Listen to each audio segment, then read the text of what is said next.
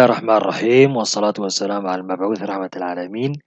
سيدنا وحبيبنا محمد وعلى آله وصحبه ومن اهتدى بهديه إلى يوم الدين أما بعد السلام عليكم ورحمة الله وبركاته إن شاء الله تعالى waxaan eegaynaa cashirkeena waxaan ku eegaynaa waxaan la yidhaahdo Flutter SDK Flutter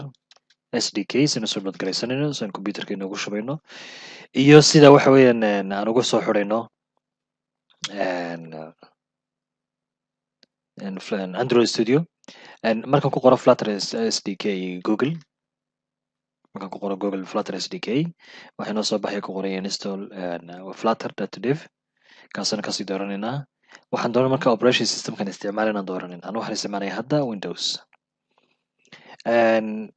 kadib waxaan leeyahay inoo soo lodgaraya SDK-gana wuxuu ii saamaxayaa in aan ku samayn karo isku xidhna Android Studio-ga haddii aan eegno Android Studio haddaan eegno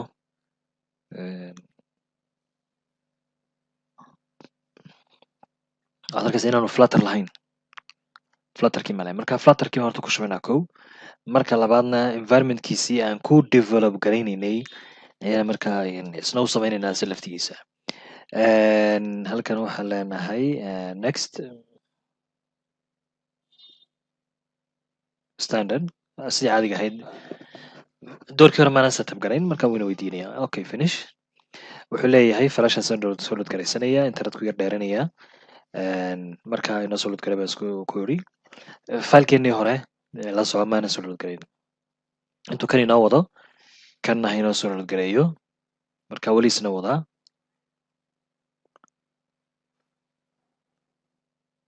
marka videoga waan yar joojinayna insha allah taala intuu inoo dhamaynaya shaqada inoo dhamaynayaan labadooduba hadda uu dhameeyey tooliskii uu soo lodgarayn uu dhameeyey asaatee kuma shubin oo waxa uu diiday inuu leeyahay capacitygiisaan qaadayn laakiin even waan ku shaqaysanayna insha allah taala marka imika haddaad eegtid halkan waxaad arkaysaa inaan wax Flutter halkan inaan waxba inagu jiro waad arki karaysaa imika Flutter halkan inagu jirtaa haba yaraatee ma jirto waxaa inagu jira start a new Android Studio project midii hore soo fur marka waxaan sameynayna waxaan tegaynaa configurationka waxaan leenahay SDK-ga haddana imika tagno SDK-gaas wuxuu inoo saamaxaya inuu tuso wixii SDK inoo available ah SDK waxaa looga jeedaa waa tools marka inoo saamaxaya in shaqadii mobile emulatorkii markaan program mobile application samaynayno waa inaan tijaabinaa inuu yahay sidii saxda u shaqaynaya in kale isaan ugu tijaabinaynaa mobile applicationkaasina waxa weyn inaan mobilekii aan ku dhex tijaabiyo dee mobilekii ana iguma xidhna laakiin toolskan aan ku dhex shubino computerka wuxuu ii saamaxayaa in wixii computerka mobilka ku jiray oo kale inuu halkan igu dhex shaqayn karayo systemkii uu ku shaqaynayay sida Android Studio Android OS-kii ku jiray mobilka ayaa halkan oo kale igu dhex shaqaynaya computerka dhexsigiisa igu shaqaynaya qodobka kale waxa weeyaan SDK-gu wuxuu isbarayaa qalabkan mobile applicationka iyo computerkan caadiga iyo programkan Android Studio intii buu isbarayaa si markaa programkii si sax u shaqeeyo midda kale waxa weeyaan waa environment SDK-gu waa environment iga caawinaya in aan tools ku dhex shaqayn karo mobile applicationka ku shaqayn karo computerka dhexdiisa ku shaqayn karo marka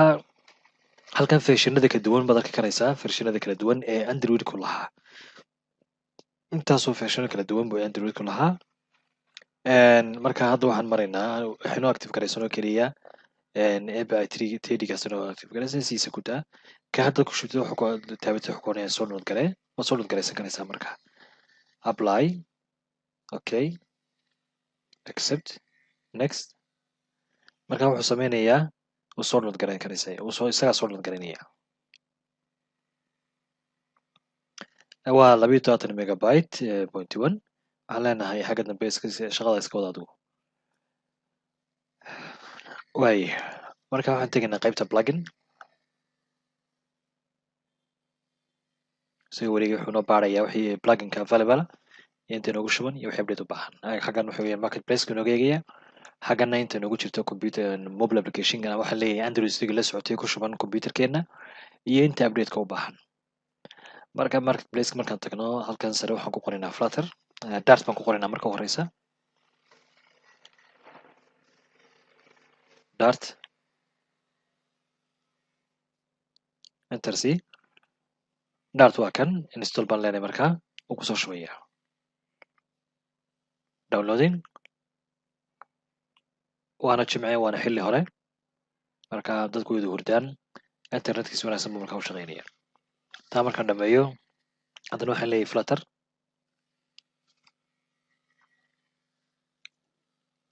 flutterkiisana waa kan ku shub accept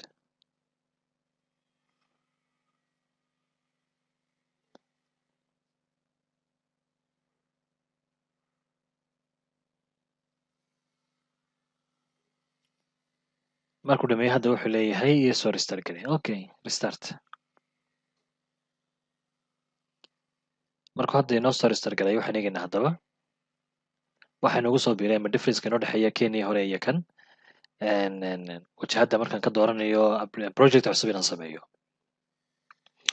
kenya hore waxa uu lahaayo keliya intaas kumay jirin start a new flutter project kumaanay jirin kaasi kumaanay jirin lakin hadda waa kaas wadigalka inoogu jirtaa ninkan events wuxuuna leeyahay wuxuu u baahan yahay update buu u baahan yahay updatena waa la helaa ma iska daa imika update garamayno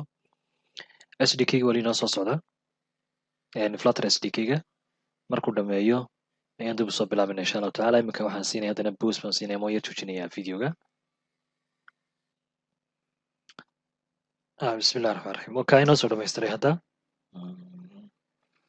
marka hadda waxaynu downloadka inoo yaallaa waanu soo qaadaynaa waxaan leenahay copy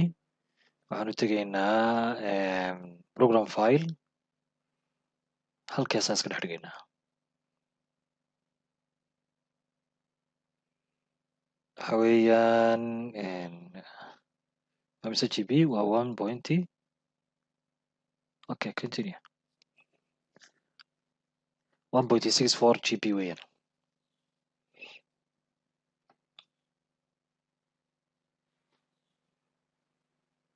halkaasaan soo dhex dhignaan golena ku save garee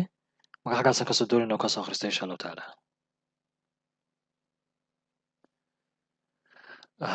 waaniga soo noqonay haddana waxaanu yar joojinaynaa wax kale maaha shaqadan qabanaynaa dheer marka haddii aan idhahno kusii magaranaysa haddaan ku hayno waqti dheer bay noga cunaysaa videoga waxaan bilaabay 9 iyo taqriiban 5 meelahaas ay ahayd imika waad arkaysaa saacadday marayso computerka weliba waa ramkiisa waan kordhiyey hadda waxaan ka dhigay 8 gb xaggu 2 gb ahaa waxaana hadhay hadda 9 waa u dhammaaday ba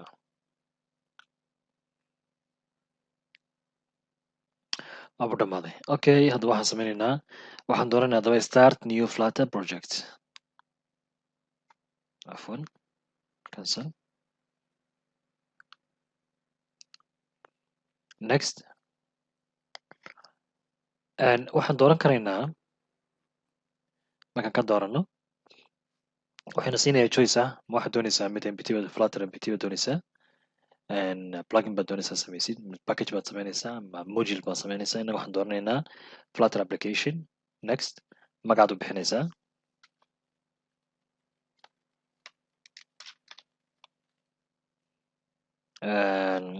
wax la test baan odhan karaynaaba wuxuu leeyahay SDK-ga halku yaalla sheeg SDK-gii halku yaalla sheeg okay SDK-ga wuxuu inoo yaalla baan leenahay waan soo furaynaa SDK-ga wuxuu inoo yaallaa sida file programs file wuxuu inoo yaallaa flutter waa kaa okay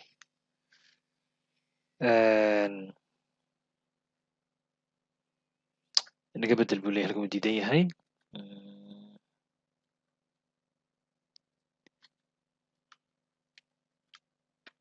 yacaawi barnaamijkaasaan sameynayna yacaawi description baad ka bixinaysaa iskadaa sidiisa kale caadi weeyaan marka u fiirso halka markaan ka qaadno hoostuu inaga diidaya wuxuu leeyahay flutter SDK path not given waanad siisaa marka waxaan dooranay halkan kadibna waxaan halku inoo yaallo wuxuu inoo yaallay inagu waxaan dhignay file programska halkiisii hore maxaan ugu dan weynay sida maxaan ugu dan weynay kadib hp kadib wuxuu ahaa downloads halkan uu ku jiray markaa maxaan ugu diidnay wax kale ma ahayne filekaasi uu ka bixi karaa meesha oo dhiligaran kartaa gacanta kaga dhigata lakin halkan oo kale way adagtay si ay gacantu kaga dhacdo weliba kasii wanaagsantahay d da lagu save garayo flutter okay next wuxuu yiri waxaad siinaysaa package name halkan inta badan com waa sax weeyaan taasi yaawe halkan waxaad ku qoraysaa domain adaa samaysana domainka anigu tusaale garyare magac adiga kuu gaara unique adiga aad leedahay iska leedahay baad samaynaysaa naanaystaada oo kale magaca shirkadaada oo kale laakiin wixii program aad samaynaysid oo dhan inta hore waanay ka shabahan wixii mobile application aad samaynaysaa inta hore waan iska shabahan inta dambe mobileka magaca mobile applicationka magaciisa aad u bixinaysaa okay waxaan leenahay finish creating flutter project daqadaas hadda inoo soo baxday marka wuxuu inoo setup garanaya hadda inoo diyaarinayaa environmentkii inoo diyaar wuxuu inoo diyaarinayaa halkan ku shaqayn lahayn iyo codiskii loo baahnaa iyo librarygii loo baahnaa wixii uu isku diyaarinaya hadda isku dubcelinaya okay iminka isna yar hakino intuu noo dhamaynayo inta inoo diyaarinaya waxaan sii samayn karnaa waxaan ku shubaynaa waa qofkii doonaya weeyaan waayo waxaan doonaynaa isku eegno flutter markaan ku isticmaalo android studio iyo visual studio isbarbardhig waan ku sameynaynaa marka insha allahu tacaala qofkii doonaya ku shaqeeyo flutter android studio kiiga doonaya ku shaqeynaya visual studio waan kala tusaynaa labadaba downloadka markaan tagno horena soo download gareeyay visual studio haddaad doonaysa soo download gareysid waxaad tegi karaysaa google baad ku qoraysaa kadib markaad google ku qortid waxaad kusii qoraysaa visual studio code kadib waxaad leedahay markaa sii dooranaysaa halkan waxaad dooranaysaa markaa waxaad leedahay markaa isoo download garee visual studio code waa editorka weeyaan inta ugu badan maanta adduunka editorka adduunka inta badan waa isaga isticmaalaan waayo waa flexible waxa weeyaan waa aad buu qurux badan yahay aad buu wanaagsan yahay features fara badan buu leeyahay waxyaalo fara badan oo developerka u baahan yahay buu leeyahay waxyaalo fara badan oo code programmerka u baahan yahay ayuu ka helayaa money language programming language ayuu support gareeyaa waxaad ku samayn karaysaa c iyo c plus plus kii c sharpkii baad ku samayn karaysaa golang baad ku samayn karaysaa python kii baad ku diyaarin karaysaa php kii javascript kii waxaan ku uri money active weeyaan wanagi doona insha allahu tacaala marka waxaan leenahay download for windows markaan idhaahno wuxuu isaga raadinaya hadda uu inoo soo lod garaynaya marka isaga automatic kala garanaya marka website-kani wuxuu inoo baaraya marka u horeysaba wuxuu baarayaa versionkan isticmaalayna ma 64 ba mise waa 32 kadib markaa isaga inoo dooranaya versionkan u baahannahay weli kani wadaa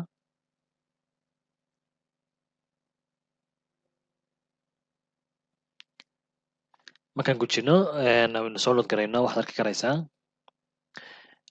kanoo kale inoo soo baxaya waan ku shubaynaa markaa ran baan leenahay accept next waxaan leenahay desktop sax samee kana sax samee kana intaaba sii intaaba sax baan saaraynaa gebigeedaba kadibna waxaan leenahay next install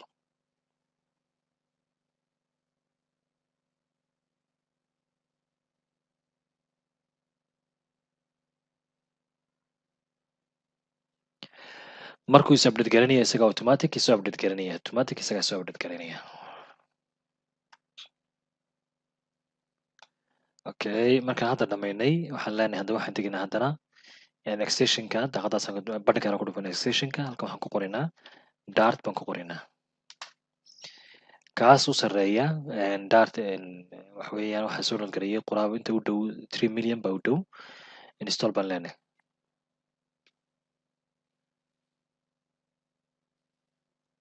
inoo dhameeyo kan weli wadaa haddana waxaan ku qorinaa flutter kadibna waxaan leenahay install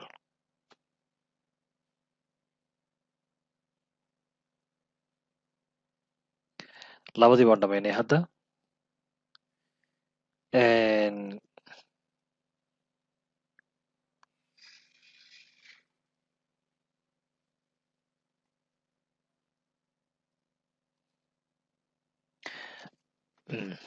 shaqan yar ilownay waxaan tegaynaa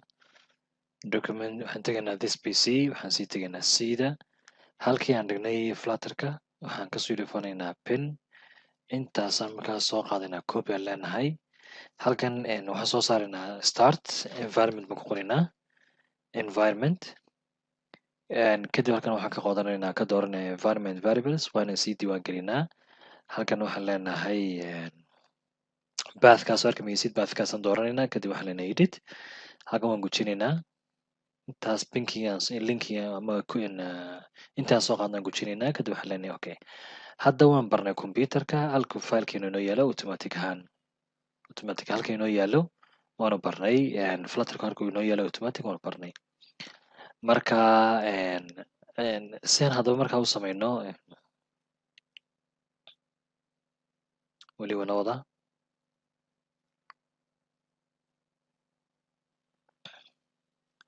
hadda waxaan sameynaynaa markaa waxaan leenahay open folder xaggaan ku save garaynayna filekeena ama projectkeena document baan doonanaya tusaale ahaan oo kale waxaan leenahay halkan flutter mo app baan leenahayba mobile application select folder kadib waxaan isticmaalaynaa maadaama kan ku jirna waxaan isticmaalaynaa control iyo shift iyo p da printka ama p for pen kadib waxaan ku qorayaa flutter halka kadib waxaan kasii dooranayaa new project afwan flutter new project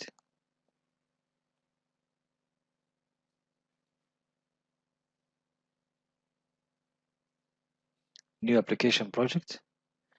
wuxuu leeyahay markaa waxaad doorataa fileka doonaysid folderka xagga doonaysid ku save garaysid kadib waxaan leenahay waxaan qoraynaa halkan first app tusaale oo kale select wuu inoo wadaa markaa inoo sameynayaa wuu inoogu save gariyay halkan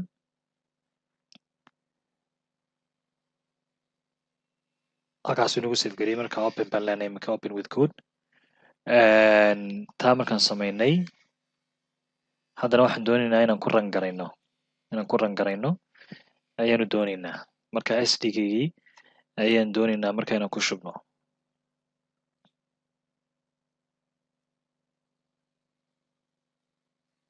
waxaan leenahay halkan run